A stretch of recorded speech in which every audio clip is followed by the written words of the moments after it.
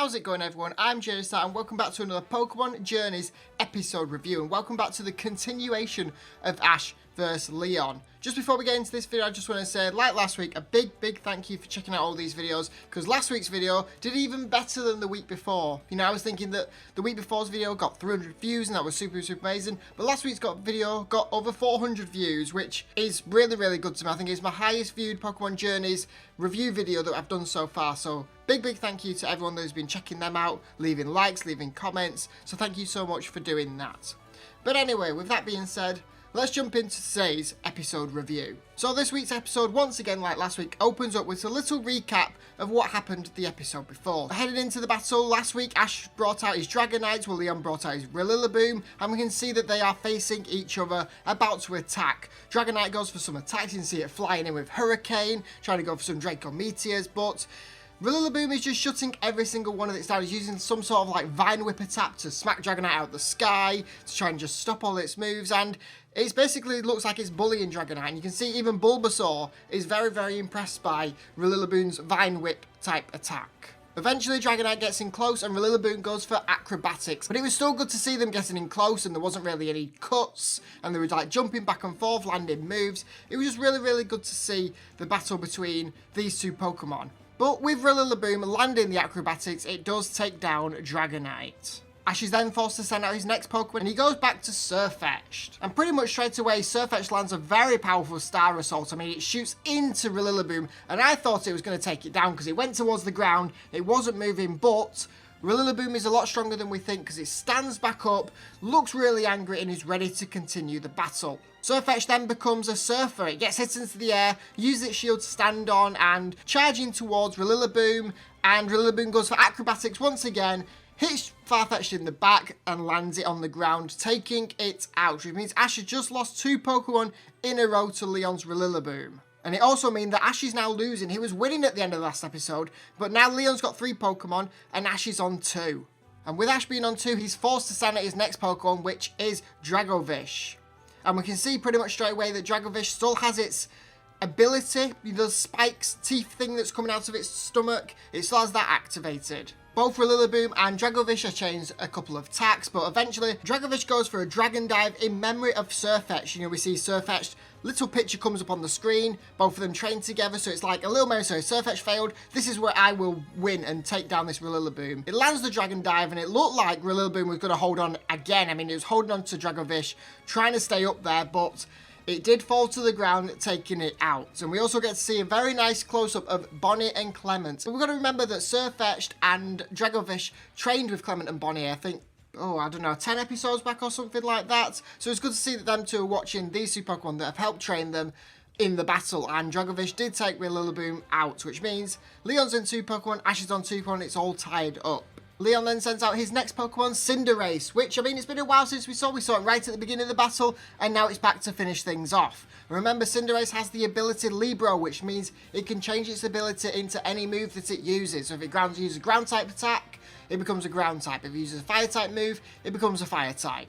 During that little battle that they have, Dragovish goes for like a water gun attack and Cinderace goes for Pyro Ball, and I was thinking in my head that, oh, that's a really good play, you know, Dragovish has gone for a water move and Cinderace has countered it with fire because, you know, fire is stronger than water. But now I'm actually thinking back to myself, no, water's stronger than fire, so why did Cinderace go for a fire move to block this water? I mean, it worked in the end because they both cancelled each other out, but surely Cinderace could have blocked it or used a different move that could have countered it. Here I was thinking that Leon's this super smart trainer and he's gone for this move because he knows that it's going to be, you know, counter the water move, but actually it's weaker and didn't really get the point in that. I suppose it's just showing that its fire moves are as strong as the water anyway. But eventually Dragovish goes for a Vicious Rend, which of course is its big mouth, which I've just learnt the name for because I always thought it was like Crunch or Bite or something like that, but no, it's Vicious Rend. So Cinderace turns into a Steel type. Of course, Vicious Rend is a water type move, and with Cinderace using Iron Head and going to a Steel type, it's taking less damage. Both of them clash, and Cinderace is pretty much unharmed, which means it can go up high in the sky, jumping super high, and landing a high jump kick to take Dragovish out, which means Ash is down to his final Pokemon, and of course that is Pikachu. But however, Leon doesn't want to go up against Pikachu with his Cinderace, so he brings back Cinderace and sends out his Charizard. So we got Ash's starter versus Leon's starter. Leon and Ash exchanged a couple of dialogues, a little bit of talking, saying how this was their first Pokemon and their first battle and first evolution and things like that. And Leon brought Charizard back, and I was thinking, did he really just send out Charizard to have a talk with and then bring it back to send out Cinderace? But no, he activates his Dynamax band, throws Charizard's Pokeball into the air, and goes for Gigantamax Charizard. And can we just say how powerful and how giant it looks? I mean, it could literally just step on Pikachu and squish it. You can see in this picture here just how giant it is compared to Pikachu. Anyway, Pikachu tries to go for a couple moves, but doesn't really get anywhere. I mean, you can see it tries to land an Iron Tail, and it basically just tickles Charizard. It does literally nothing to it. So Ash is forced to bring out his main weapon, the one move that can end any battle, the Z move. Ash activates the Pikachunian Z, and you can see it all sparkling. It's really good to see the Alola gang. You know, you get to see Lily, Mallow, Professor Kukui, Sophocles, Kiawe, even Gladion's there, all looking, watching, because remember, Ash won his battle against Tapu Koko with this same move. So thinking, is he going to beat Charizard with this move as well? Again, lovely to see these returning. But Leon's not going to allow Ash to get away with his final move to finish off his Pokemon. So Leon goes for the Hellfire. I can't remember its English name, or if that's even its English name. I've never actually completed Pokemon Sword and Shield, so I don't really know all these Gigantamax and Dynamax moves. But yeah, it goes for the Hellfire, which is like the big Firebird. Sends it towards the Z move, and it kind of absorbs all the Z move's energy. You can see all the electric bolts from it going into this Hellfire, making it bigger and bigger and bigger, and shooting it up into the sky, creating like a really good image where it's got the fire going up and it's making all the sky going blue. We've got the black clouds everywhere, explosions going off, and the move is getting bigger and bigger and bigger until it eventually catches the attention of Eternatus. And Eternatus doesn't seem too happy with what's going on, so it breaks out of its kind of like jail cell, shoots up a big beam into the sky, and breaks out of the lab, heading towards the stadium. The Z move and the Hellfire clash in a big battle, exploding, knocking Charizard out of its Gigantamax form, although the timer might have actually run out, because that would have been, I think, its third move anyway, so anyway, it gets knocked out of its Gigantamax form, but you can still see the cloud still has the Dynamax and Gigantamax sky. It's still got the black, and you can see all these particles from the Dynamax and Gigantamax, which is just flying in the air, and we're not sure what's going on. I mean, everybody in the stadium's confused, saying, why is the particles in the air? The Dynamax and Gigantamax is over, so we should have the sky go back to normal.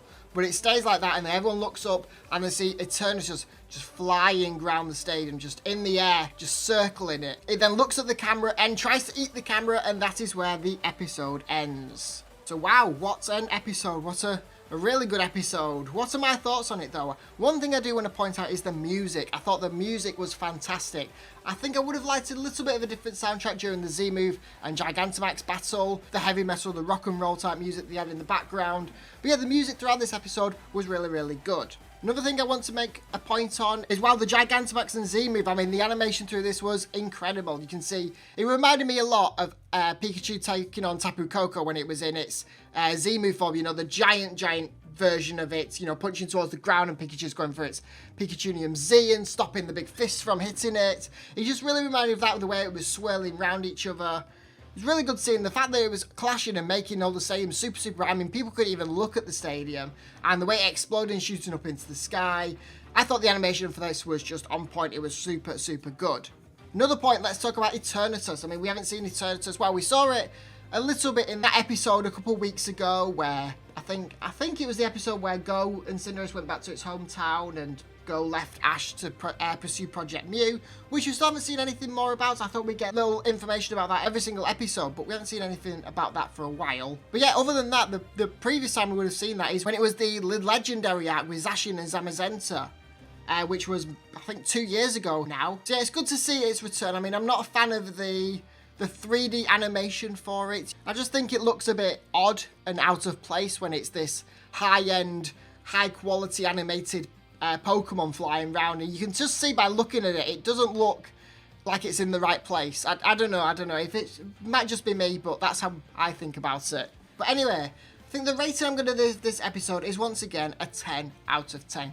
They've definitely recommended you should definitely watch it. We're in the finals of the final battle. I mean, next week I believe is the final of the final battle as it is. So yeah, thank you so much for watching. If you enjoyed this video, please give it a thumbs up. Let me know that you like these videos. Let me know in the comment section what your thoughts on this video are, if I made any mistakes, which I probably did with some names. And anyway, subscribe to the channel if you are new. Remember, last week is the final episode of the Masters 8 tournament. Maybe, I don't know, I feel like they might extend it a little bit. We don't have the ending of Project Mew. We don't know what Chloe and Evie's goals are going to be, so we'll see what happens with that. But yeah, thank you for watching. I'll see you next week with the final.